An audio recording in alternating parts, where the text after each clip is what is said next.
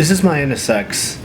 If you had told me just 3 years ago when I bought it that in 3 years' time that I wouldn't care about it anymore, I wouldn't have believed you. To be fair, it's not that I don't care about it anymore, but it's just that life has changed so much since then that it's really taken a back seat as far as priority goes to everything else going on. But even that would have been surprising, because the truth is, I was absolutely obsessed. So, I don't know how many of you are like me, but growing up, I've always been easily obsessed about things, and some things a lot more than others. For example, I remember when I was around 9, my parents took me to the circus. Now, I think most kids, when they go to the circus, they just watch it and they just enjoy the show.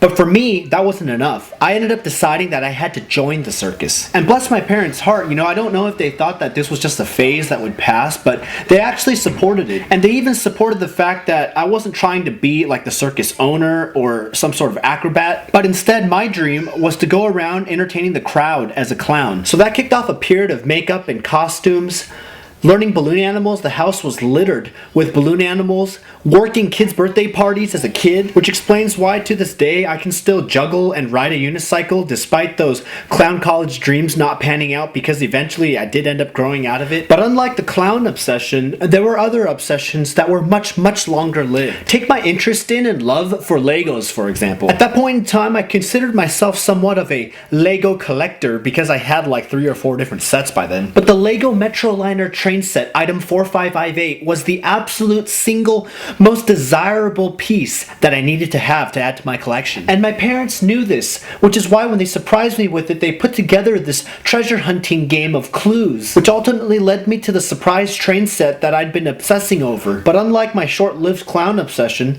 this Lego obsession lived well into my teen years and beyond, with me even keeping the original box that the set came in and the original delivery packaging, and later even going on eBay and other sites to expand the collection even further. But out of all my obsessions, I would argue that my car obsession started even earlier than anything else that I can remember. Even very early on, I always remember carrying around these toy race cars that I took with me everywhere I went. But besides the toy models that I love carrying around and playing with, one of my absolute favorite toys was this Japanese-made Atomi Turbo dashboard. I only know now that it was styled to look like a 911, but I remember back then, I would spend hours driving this thing, playing with it, trying to stay within the lines. It was just an absolutely genius toy. Later, fast forward to when my parents got our very first computer, I always used to play this MS-DOS game called Stunts. And from that game, it was my very first introduction to the Lamborghini Countach and the Acura NSX. I mean, honestly, I don't know if I can overstate how much of an impact this game had on my interest in cars. I mean, we are talking a game released in the year 1990, 30 years ago. Looking back now, and I didn't realize this back then, but they actually modeled all of the cars accurately.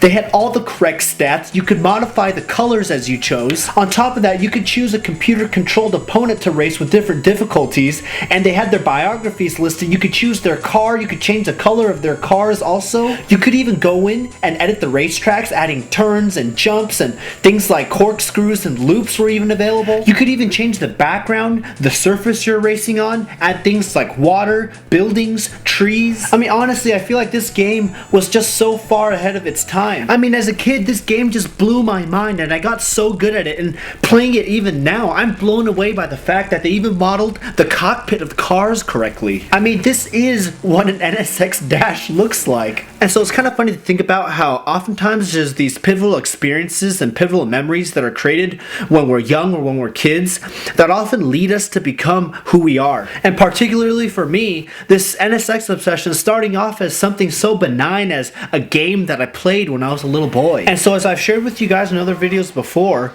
when high school when my friends all started getting cars, I specifically remember thinking that one day down the road I was going to get something that I used to dream of when I was younger. And so I don't actually remember if I shared this before, but when I was originally shopping for Supras, I almost bought an NSX instead. But because of my obsessive nature, it was not an easy decision for me to make. I remember laying out all the pros and cons for both cars, asking all my friends, laying it out for everybody, asking their opinions, as if anybody besides me actually cared which old overpriced Japanese car I ended up with. But I agonized, I straight up agonized for months trying to decide whether to go with a Supra or an NSX. And the truth is, when I finally ended up with a Supra and I went through the whole process that I've shared with you guys in the past of modding it, racing it, breaking it, and all over again, the whole time I was still looking at NSXs. I never stopped doing that. And so when I finally ended up paying off the loan on the Supra after 7 years, I immediately turned my attention to start looking at NSXs. And what an absolutely excruciating process of obsession that was. From what I learned about my experience with the Supra, I did not want to spend additional money modifying it to get it to the state that I wanted. I kind of wanted to buy it in its final state. And so after months of research and searching,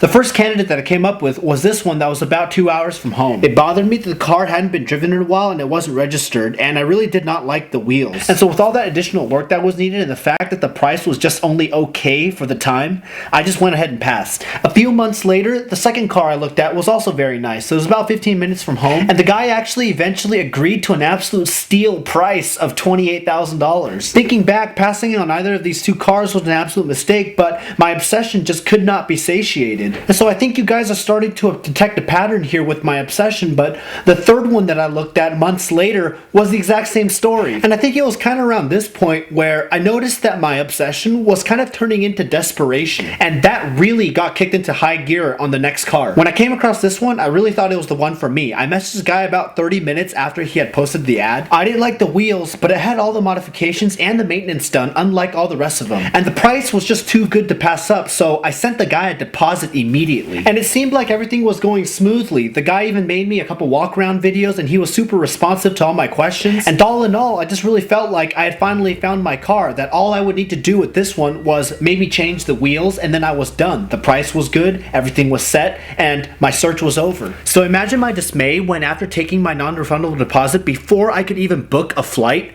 he ended up showing the car to somebody else and then took cash, $9,000 over what we had agreed upon, and sold it to somebody else. Really, it was at that point that my obsession and my desperation kind of came together. In fact, I was so distraught over the whole ordeal that I ended up posting on the forums this lengthy write-up complaining about ethics and morals and how people need to be held to their word, when really at the end of the day, it's about whoever shows up with the money first. And so when this last car finally showed up, I didn't do my homework on this thing at all. My obsession and desperation from prior experiences led me to jump on it immediately without doing any of my normal due diligence. And truth be told, I definitely feel like I overpaid on this one, because this one cost over double what any of the other ones cost. And so I figured, well, now that there's work to be done, at least on the outside, the car is everything that I wanted. And my plan was to fix all the minor issues and make it the perfect NSX that I had always obsessed over. So you see, I had agonized for so long that I couldn't possibly imagine anything coming between me and this obsession of making it my perfect dream NSX. But all that changed when Mom was diagnosed with a fast developing dementia just months after picking up the car. Honestly, it's still shocking to me just how quickly an obsession